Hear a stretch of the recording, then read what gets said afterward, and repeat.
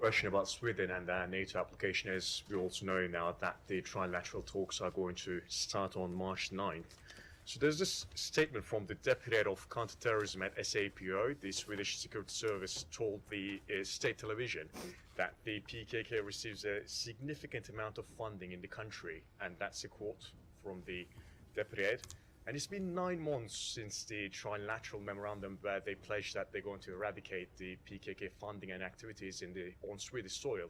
Is it not concerning from the US perspective that even 9 months later they're still struggling with the PKK challenge? So a couple of things on this. Number one, this is not a bilateral issue for the United States.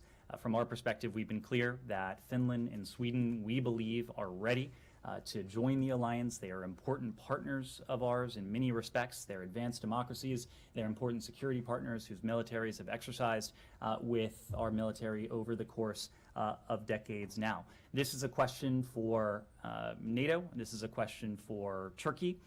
This is a question that we understand will be on the table when representatives from Finland, Sweden, and Turkey engage again next month on these accession talks. Finland and Sweden have taken important steps in line with the commitments, the trilateral communique signed between Turkey, Finland, and Sweden that emerged from Madrid in June of last year. Finland and Sweden have taken these steps. Ultimately, this is going to be a question for Turkey. Ultimately, this is going to be a question for Turkey as to whether the steps that they have taken fulfill the trilateral commitments that they've put forward. Sorry, that's why I've been asking this question. Actually, you and I have been over this issue for a couple of times now, because the United States makes it really clear that they are ready to join NATO. But the Swedish government itself is actually reiterating that they're struggling with the PKK challenge on their soil.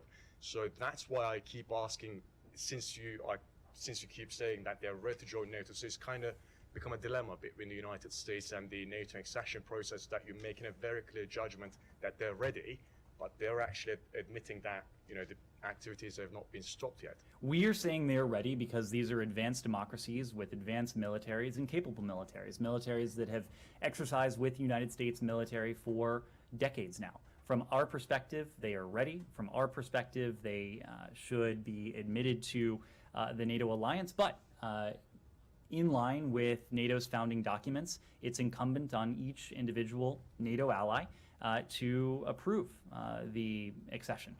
For our part, this administration and the U.S. Congress acted in what I believe is record speed, sending the ratification treaty forward for the president's signature quickly over the summer. Other NATO allies have done the same. When it comes to Turkey, this is a sovereign decision that the Turkish government is going to have to make.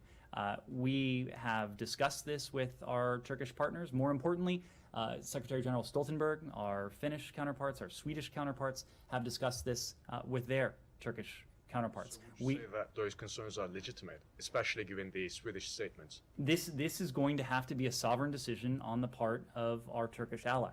We understand and we respect the legitimate security concerns that Turkey has.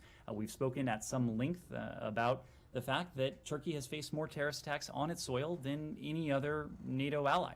At the same time, we want to see steps that strengthen the Euro-Atlantic security environment. We believe that the admission of Finland and Sweden to the alliance, to what is the strongest defensive alliance in the history of